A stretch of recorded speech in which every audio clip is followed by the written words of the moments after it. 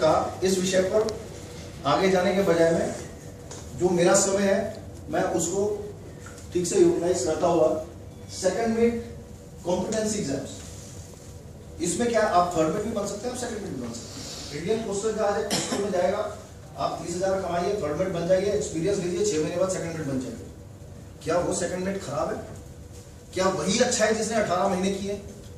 आप एटीट्यूड की संज्ञा दो, आप कोई भी संज्ञा दो। हमारे घर में भी एक माँ के अगर 2 बच्चे होते हैं, उनके लालन पालन सब कुछ एक जैसा हो तो भी उसमें विषमताएं आती हैं, तो भी उनके अपना जो व्यवहार रहता है उसमें जमीन आसमान का फर्क होता है। तो ये कह देना कि हम सिर्फ ये सी टाइम पर असेस करेंगे, तो 28 साल का मास्टर शेल ने कैसे बना दिया और मेरी कंपनी में आज तक 32 साल का क्यों नहीं बन रहा? तो ये क्या है कि मेरा ये मानना है हर इंसान जो है वो भिन्न है, तो उसमें आप जो कमर्शियल सेंस सिलेबस में डालते हो, आप क्या दे रहे हो? 6 रिटर्न 3 ओरल। और ऐसी धारणा है, आज की नहीं है ये धारणा, 25 साल से, जब मैंने एग्जाम दिया तब भी थी। आप भैया एक बार फेल हो गए, 2 बार फेल हो गए, तीसरी बार आप तैयार हो, ऐसा सर्वेयर मानता है, ऐसा स्टूडेंट्स कहते हैं, आज भी कह रहे हैं। उसके लिए चर्चा हुई, बोले ट्रांसपेरेंसी नहीं है। क्या ट्रांसपेरेंसी नहीं है या जो सर्वेयर करता है वो बात हम लोगों तक लेकर नहीं गए? फर्क क्या रहा? लेकिन आज की तारीख में ये ऐसा आया कि ठीक है, हम लोगों को उसमें थोड़ा सा इवैल्यूएशन सिस्टम में हम क्या करेंगे, वीडियो रिकॉर्डिंग करेंगे, आपको ये करेंगे वो करेंगे, बट उससे क्या बात की गारंटी है? मेरी इंडस्ट्री रिक्वायरमेंट क्या है? मेरे जात पे थर्ड मिड गया, मैं तो मैनेजिंग आदमी हूँ, मैं हर महीने 2 महीने में 3-4 जांच करके आता हूँ। मैं जांच पर गया, गैंगवे पे गया, मैंने बोला ये फायर वाला ये क्या इतना लंबा सा लगा है, इसको खोल के दिखाना। क्रू लिस्ट पड़ी हुई है 4 महीने पहले की। तो आप वहां पर खड़े होकर व्हाट्सएप कर रहे हैं, आप चीफ ऑफिसर है, थर्ड ऑफिसर भी वहीं खड़ा है, वहीं पर ये भी खड़ा है, सब खड़े हैं, क्योंकि सिग्नल वहां पर है, इसलिए नहीं कि आप गैंग में ड्यूटी दे रहे हैं। मेरा ये मानना है कि छोटी छोटी बातों को लेकर ही पता लगता है कि ये जहाज कैसा चल रहा है, ये हम लोग ऐसा आंकलन करते हैं। अब LSCFA जब तक आपने चेक नहीं किया सर टनाटन है, सारी चेकलिस्ट बढ़िया है, ये तो आमसा में जाएगा, बोलेगा नहीं सर कल ही वो लाइफ बोर्ड का हमने इंजन चेक किया था, आज ही से ये प्रॉब्लम आई। Life boards have not been lowered. What my point is the jugaad what you learned when you started as a cadet and slowly when you went on to the ship, actually agar if you get 70% in first class, surely in second class you will not get 71, you will get 69. वो 30% जो छूट गया वो आगे छूटता चले जाता है।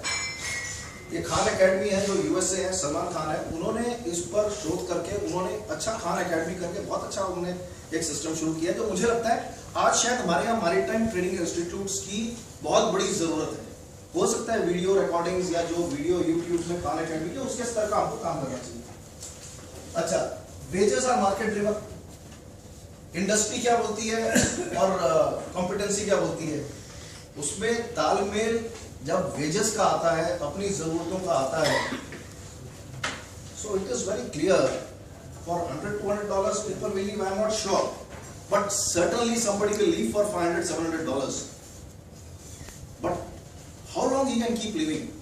You'll be surprised, in industry we do reference check. मेरे यहाँ पर अगर आदमी आके बोले सर मेरी 7,000 तनख्वाह थी, बोलता कोई बात नहीं, 1 मिनट नंबर देना, हम फोन करते हैं उस कंपनी को, उसका भी 7,000 थी इसको 2 महीने से गुजरने वाले थे। So my point here is, as far as industry requirements are concerned, I would say that the commercial sense कि भैया आपका PSC में क्या डिटेंशन होता है, ये थोड़ा सा अगर इसको हम जब ओरल्स लेते हैं या जब हम रिटर्न्स में कहीं पर अगर ये सिलेबस में आता है, तो अगर इंडस्ट्री की तरफ से ऐसा फीडबैक जाता है, इसका इंडस्ट्री को फायदा हो सकता है। Quality of candidates from India, मेरा मानना है आज की तारीख में भी ऐसे होना चाहिए, जो हमको पूछते हैं आप हिंदुस्तानी दे सकते हैं, any time we will prefer Indians. तो एक कहीं ना कहीं जो हमारे बड़ों ने काम किया है आज तक, उसका हमको फायदा हो रहा है। So I think we are probably still in a position where we can actually make decent living for few more years to come. और अगर competency exams के बाद हम देखते हैं बड़ी बड़ी कंपनियां या जो छोटी कंपनी वो वेसल स्पेसिफिक ट्रेनिंग या कंपनी स्पेसिफिक ट्रेनिंग करती है, उनको लगता है शायद हमारी कंपनी के लिए ये चीज कॉम्पिटेंसी में कवर नहीं हुई। लेकिन क्या ऐसी फीडबैक आपकी वापस ST शेड्यूल में बड़ा क्लियरली लिखा है, आप क्या देखेंगे, क्या जज करेंगे, किसके बेस पर COC मिले, वो एकदम बड़ा क्लियर है। बट अगर वो क्लियर है तो वही चीज रिटर्न में, वही चीज ओरल में, जब आपने रिटर्न पास कर लिया तो ओरल्स में क्या पूछ रहे हैं, क्या उसकी जो चेकलिस्ट है। तो मेरा ये मानना है कि ट्रेनिंग रिकॉर्ड बुक अगर इतनी रेलेवेंट थी कैडेट्स की, और अगर ट्रेनिंग रिकॉर्ड बुक इतनी रेलेवेंट होनी थी, तो उसका MMT में क्या हुआ? आप तो प्री ट्रेनिंग से कर रहे हैं, कहां से कर रहे हैं छोड़िए, आप क्या करते हैं, कैडेट रिकॉर्ड बुक वहां जाती है। कंपनी ने क्या किया, अरे यार इसका स्तर निचला है, मेरा स्तर ज्यादा है, तो उन्होंने एक नई रिकॉर्ड बुक बनाई। अब कैडेट ये भी भरेगा, ये भी भरेगा, इसकी भी मॉनिटरिंग होगी, इसकी मॉनिटरिंग होगी, इसकी मॉनिटरिंग 25,000 में होगी, इसकी कंपनी को मॉनिटरिंग करने के लिए हमें कप्तान होगी। तो क्या ये इंडस्ट्री रिक्वायरमेंट्स जहां पर हमारे डीजी में या कहीं पर एक ऐसा कोई हम लोग we can make something and give at least once a year, इस तरह ये हमको विषमताएं नजर आ रही है। हमारे लिए डीब्रीफिंग अप्रेजल रिपोर्ट सिस्टम बहुत इंपॉर्टेंट है, और दूसरा हमारे लिए उससे भी ज्यादा इंपॉर्टेंट है कि हमारे जहाजों पर क्या हुआ। आज तक भारत में कोई ऐसी स्टडी अवेलेबल नहीं है कि 315 ऑफिसर कंपनियों ने एक साल में मैरिट में क्या गवाया, क्या कमाया, क्या खोया, क्या पाया, कोई आंकलन नहीं है, कोई उस पर शोध नहीं है। क्या मैरिटाइम ट्रेडर्स गिल्ड इस पर एक अपना कुछ कंट्रीब्यूशन दे सकता है? ये हो सकता है, क्योंकि मैंने कभी भी किसी फोरम में इतने सारे ट्रेनर्स को ऐसे आते हुए रेगुलरली नहीं देखा है। और इसके लिए मैं जो संचालन कर रहे हैं प्रभात निगम जी, मैं जानता हूं कि अगर कोई भी ऐसा काम कर रहा है उसमें बहुत ताकत लगती है, बट ताकत तो इनकी लग रही है, लेकिन जो सपोर्ट मिल रहा है शायद वो इनका भी मनोबल बढ़ाता है, हम जैसों का भी मनोबल बढ़ाता है। जब हम विषय पर लिखते हैं तो हम पहले कोई और के पास जाते हैं, जैसे मैं वॉलम ट्रेनिंग सेंटर में कल गया, उधर बैठ के हमने 1.5-2 घंटे चर्चा करी। चर्चा करने के बाद एक निष्कर्ष निकला कि हम ये दृष्टिकोण प्रेजेंट करेंगे। मेट्स फेज 1 फेज 2 मेरे को याद है, मैंने मेट्स दिए, कॉलेज अटेंड किया, एक अटेम्प्ट में ठीक है, 2 अटेम्प्ट में ठीक है, लेकिन एक फेज 1 आप भारत की स्किल्ड लेबर 21 महीने तक घर बैठा देते हैं, और उसके बाद आप एक्सपेक्ट करो कि वो आदमी अपने जितने आज की तारीख के कर्जे, यानी कि गाड़ी भी चाहिए, सब कुछ चाहिए, ठीक है, ये हमारी रिक्वायरमेंट है, ये यंगर जनरेशन की रिक्वायरमेंट है, क्योंकि आपने घर नहीं खरीदा था मेट्स टाइम में, आप बोलो आज की जनरेशन नहीं खरीदेगी, ऐसा होगा नहीं। तो आपका बेटा आपसे ज्यादा मोबाइल जानता है और आने वाली जनरेशन उससे ज्यादा जानेगी, ये तथ्य है। क्या हम ऐसा कुछ एक आंकलन कर सकते हैं कि फेज 1 फेज 2 की जगह इसको कंबाइन करके दिया जाए, इस पर कोई स्टडी हो, और साथ में जो हमारे को कंप्लेंट्स मिलती है इंडस्ट्री में मैनिंग एजेंट्स को, भाई तुमने जीवासा तो भेज दिया, कार्गो वर्क भी इंटरव्यू लिया, बहुत बढ़िया था, टेस्ट भी लिया, कंप्यूटर बेस्ड टेस्ट सब बढ़िया था, वहां पर गया तो वो बहुत डायनामिक प्रोसेस है कार्गो लोडिंग, और बल्क कैरियर की कार्गो लोडिंग, कंटेनर की कार्गो लोडिंग में फर्क है। गैस कैरियर की कार्गो लोडिंग में जो कूलिंग उसको देखनी है, ड्राई डॉक के बाद वाला जो उसका तजर्बा है, उसमें स्पेशल सुपरिटेंडेंट क्यों जाते हैं कुछ कंपनियों में? क्योंकि उसका एक अलग इंपॉर्टेंस है कंपनी के लिए, because there must have been some incidents, accidents. What my point is, can we have this kind of things actually coming in? जब वो कैंडिडेट आता है तो वो कोई ट्रेनिंग रिकॉर्ड बुक अपनी भरकर लाया हो जहाज से, क्या ऐसे कोई ट्रेनिंग रिकॉर्ड बुक हर रैंक की हो सकती है? क्या हमने ये विषय लिया है, हमने ये विषय लिया है डीजी के सामने, क्या ये समय सीमा के अनुसार होना चाहिए? हमें लगता है कि ये होना चाहिए। अब मास्टर सीओसी, मैंने जब चाइना से पूछा कि भाई आपके यहाँ पर मास्टर ने टक्कर मार दी, आप क्या करते हो? सीमेन एम्प्लॉयमेंट कंट्रोल डिपार्टमेंट म्यांमार को पूछा कि भाई अगर आपको हमने मास्टर की कंप्लेंट दी, हमने दी, हमको एक चीफ इंजीनियर की बहुत तकलीफ है, चीफ इंजीनियर जहाज पर जाकर कहा कि सर देखो मैं ये तो पुराना जहाज है, तो मेरे को हैंडओवर नोट्स नहीं मिले थे, मेरे को लगता मैं इस पर चेंज करूंगा। हमने बोला यार ऑस्ट्रेलिया गया, यूएस गया, जीरो डेफिशिएंसी है, क्या कमी? नहीं सर मेरी मानसिकता है कि मेरे को नया जहाज मिलना चाहिए। तुम्हारी मानसिकता पर तुम्हारे सीओसी में तो ऐसी कोई चीज नहीं लिखी थी, so your COC should be limited, only fit for new ships.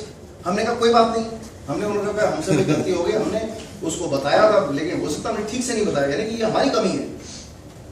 Then we wrote to SCCD and I forwarded all those emails. You know what? He was not only asked to pay 2 ways airfare. We got an apology letter from SCCD saying that please hire Burmese, if you find any problem, please tell us, but please give us enough evidence. And he has been asked for 2 months not to sail, and he's been asked to do certain extra courses by SECD.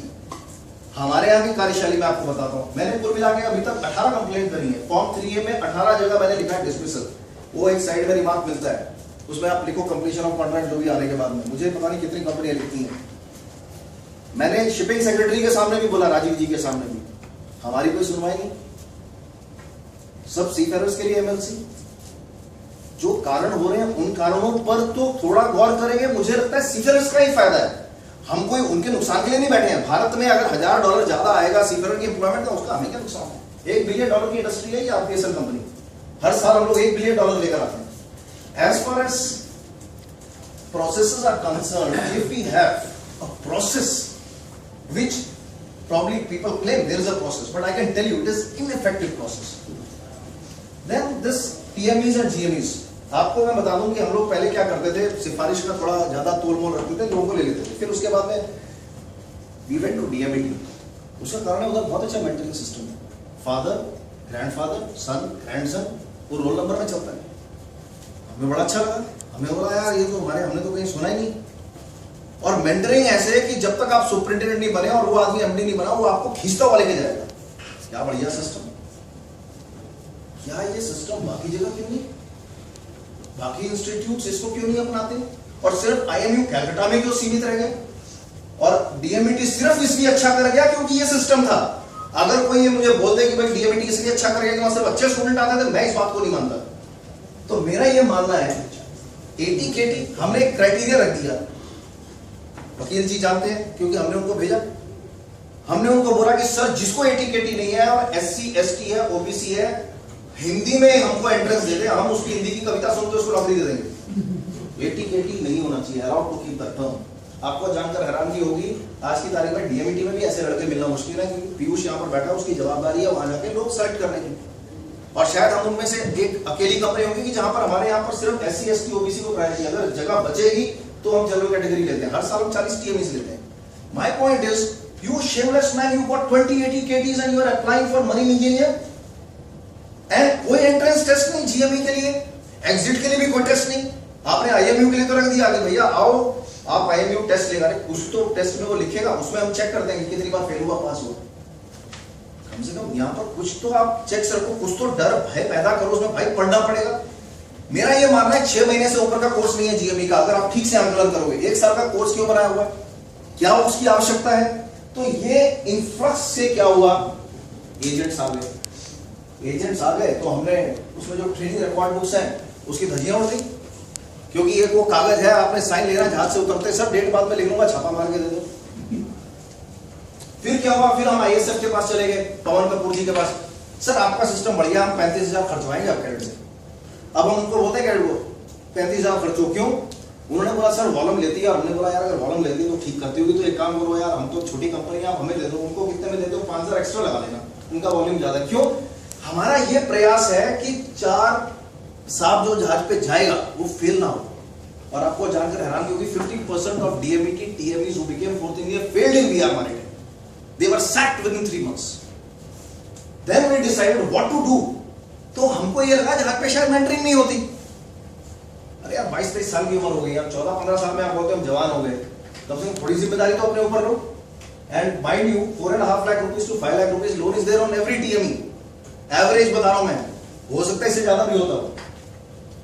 As far as class 4 is concern, एक बढ़िया सा बना दिया computer based test. अरे engineer हाथ नहीं चलेगा तो कैसा चलेगा, आपने न्यूजीलैंड का ऑस्ट्रेलिया का सिस्टम लगा दिया, यूके का सिस्टम लगा दिया, तैयारी किया बंटा था। जिसने लगाया उसने तो लिख दिया कि भैया एक बहुत बढ़िया मैनुअल है, उसमें लिख दिया आपने चैप्टर सो एंड सो, आप जाओगे मिनिस्ट्री ऑफ शिपिंग की वेबसाइट में। तो मैंने वहां पर OSD को पूछा यार मिनिस्ट्री ऑफ शिपिंग की वेबसाइट में ये मैनुअल क्यों है? उन्होंने बोला ये इसलिए कि इसमें विजन मिशन स्टेटमेंट है। तो मैंने बोला इसमें आपने लिखा है कि आप 2015 तक सब कुछ ऑनलाइन करोगे टेस्ट, आपका तो क्लास 4 फेल हो गया। बोले नहीं हम इसको डिस्कार्ड कर रहे हैं मैनुअल को। मैंने यार 1.5 साल हो गए तुम्हारी सरकार को, तुमने मैनुअल ही नहीं निकाला अभी तक वहां से, हटाओ उसको वहां से। तो क्या ऐसे आप 6 रिटर्न 4 ओरल जिसमें 30% 40% passing, you can't have a system to hold MTA is responsible. Candidate को किसी के बाप का डर नहीं, आएगा अटेंडेंस लेके जाएगा 25-30 हजार रुपए फीस है। आप यूके जाओ क्या बढ़िया फीस है, वहां पर पैसा भी देते हैं पढ़ते भी हैं। और मेरा यह मानना है यहाँ पर जहां जहां इंस्टीट्यूट में लोग ठीक से पैसा देते हैं वहां पर पढ़ते भी हैं, ये हमने पिछले 6 साल में देखा। तो जो आपका रिटर्न टेस्ट है इंडस्ट्री ने कई बार लिखा, हलवे साहब यहाँ पर है, हलवे साहब चले गए, हलवे साहब ने मासा की तरफ से कई बार परस्यू किया, हमारी गाली नहीं करी। MTA इसमें जो क्लासेस होते हैं क्लास 2 का तो और बुरा हाल है, 4 ओरल्स में आप ये लगा लो, अटेम्प्ट्स आप देखोगे आपको जानकर हैरानी होगी। DG शिपिंग के रिजल्ट में आता है 8 अटेम्प्ट 9 अटेम्प्ट, और DG वाले बोलते हैं संजय पराशर जी आप आइए, आप तो डेक वाले यहाँ बैठ के मेरे को बोलते ना इंजीनियर्स को पास करना है, मैं हस्ताक्षर कर दूंगा। बोलता है सर आपको जानकर हैरानी होगी कि उनकी बेसिक्स ही इतनी वीक है। और जो कैंडिडेट है वो बोलता है सर मैंने आंसर दिया, सर्वे में ना ऐसे किया ना ऐसे किया, मुझे ये नहीं पता कि उसको अच्छा लगा या बुरा लगा, समझ में आया मैंने ठीक बोला है गलत बोला। तो मैंने उनको बोला पारदर्शिता की समस्या है, बोले हाँ समस्या है। ओएसडी ने भी बोला समस्या, आपको जानकर हैरानी होगी कि people are written to PMO office, not one, there are more than 700 complaints in PMO office, basis which it was pushed to DG to act upon it. My point is, as Maritime Trainers Guild or as website discussions or as Facebook, Twitter, whatever it is, can we at least go to these MTIs and therefore go back to these students, have some mock drills of orals. So 21 months अगर कोई आदमी बैठकर class 2 के exam दे रहा है, वो भी 30 साल की उम्र में, तो आधा सन्यासी वैसे ही हो गया. ना पैसा है और घरवाली भी उसको टॉलरेट नहीं करेगी, फिर क्या आधी थोड़ा फिर चले गए जहाँ फिर आए, फिर 1-2 पास कर लिए. There is a seriousness. And what are we talking? Boss, if I don't put him, I have to put a Sri Lankan. I lose $100 banning fees. For me, my survival is on that $100. And mind you, out of 315 RPSL companies, it's only 20 RPSL companies which do 90% of the business. And 90% of the RPSL companies do 10% of the business. It is same like rich people in the world. 2% लोग ऐसे हैं जो पूरी दुनिया की आबादी का खाना कई सदियों तक खिला सकते हैं, लेकिन 98% ऐसे हैं कि जो डे लाइफ में स्ट्रगल कर रहे हैं. What my point here is, 500 COC एक साल में शायद कम है. क्लास 1 COC ओरल्स, क्या ऐसा कुछ मैट्रिक्स होना चाहिए कि इंटरनल एग्जामिनर, एक्सटर्नल एग्जामिनर में एटलीस्ट 6 महीने आप जहां पे सेल किए हो पिछले 3 साल में, ऑयल मेजर्स का मैट्रिक्स है. यहां पर आप दोनों की एज देखिए. फिर हमें बोला गया कि भाई इंडस्ट्री से लोग नहीं आते हैं. ठीक है, हमने पीयूष को लिया, हमने भेज दिया उसको, हमने बोला भाई आप कम से कम एमडी में जाके एग्जाम लो, आप चिंता मत करो. At least you will know what kind of quality we are getting. We will know what kind of things we are seeing on the ship. At least that there will be something live, you know. What my point is, should there be a matrix? आप जहाज पर कब cell किए, क्या उसका STCW 2010 की जो evaluation है, क्या उसका उस पर असर पड़ रहा है? लेटेस्ट रीजन्स क्या है, ट्रेनिंग रिकॉर्ड को खाली ट्रैक की रहेगी, मेरा ये मानना बहुत फायदा होगा. ये मेरे मुझे ऐसा लगा कि शायद ये अगर हम कहेंगे MTA के बिहाफ पर अच्छा रहेगा, इस पर डेलिब्रेशन हो सकता है और इसको चेंज भी किया जा सकता है. MTI's रिस्ट्रिक्शन एक सर्कुलर है, आप इतने घंटे से ऊपर नहीं पढ़ा सकते, और ये फैक्ट है. सब इंस्टीट्यूट्स उसमें जुगाड़ करके ज्यादा ऊपर नीचे करते हैं. अरे झूठ की दुनिया में कब तक जिएंगे?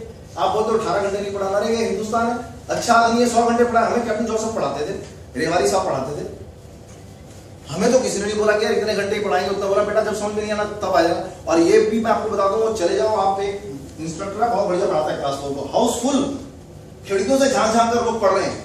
वो जब पढ़ाता है तब दुनिया पहुंच जाती है, और वो जब नहीं पढ़ाता दुकान बंद हो जाती है उसकी. So what my point is, stop this jugaad and start, don't tell trainers what hours and what. हो सकता है कहीं ऐसी रिक्वायरमेंट हो, लेकिन हमको भारत के संदर्भ में देखना चाहिए, ऐसा मेरा मानना है. Annual feedback system from MTI is on training record book. I think training record book till the time you say it is redundant, वो 2000 में होगी, सीधा 2010 में नहीं बनेगी, फिर 2020 में बनेगी. ऐसा ऐसी क्या आवश्यकता? आप हर एक साल में ऐसा यहाँ पर मिलते हो 3-4. और मेरा ये मानना है यहाँ की अगर